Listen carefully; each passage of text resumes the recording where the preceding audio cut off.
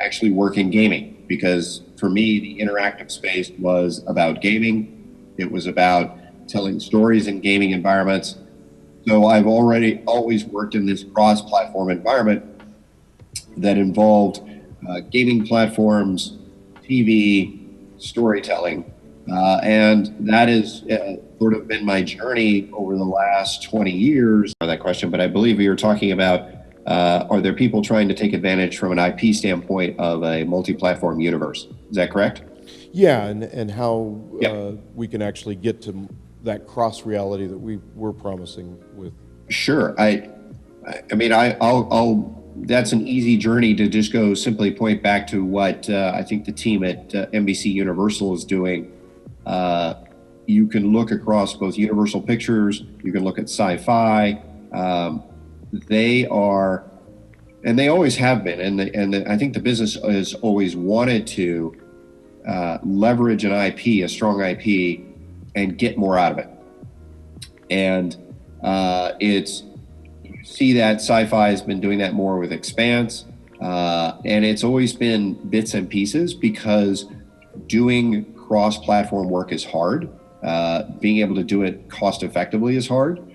Universal Pictures is certainly always doing that and thinking about that, certainly in the gaming team, going beyond the marketing pieces to how do they leverage IP for either movies that are coming out or have been out. So a Fast and Furious title, a Jurassic Park, but then they're reaching into the back catalogs, and they recently did an indie game promotion and launch, and that is for Turok, Battlestar Galactica, and some of those properties you can do a lot of different interesting gaming styles with.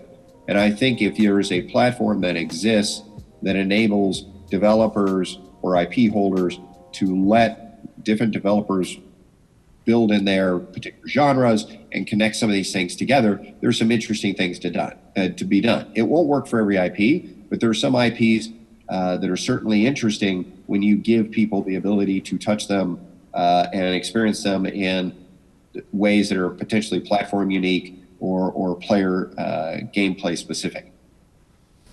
Kind of moving from games being a merchandising thing like T-shirts and other promotional items to actually being part of that richer experience for the consumer in the franchise.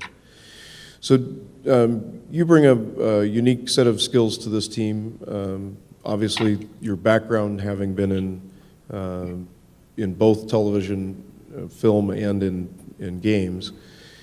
When you're looking at this next step with Convergence, what do you, I mean, is it the independence, or is it even actually working with some of those larger studios to be able to bring them onto our platform?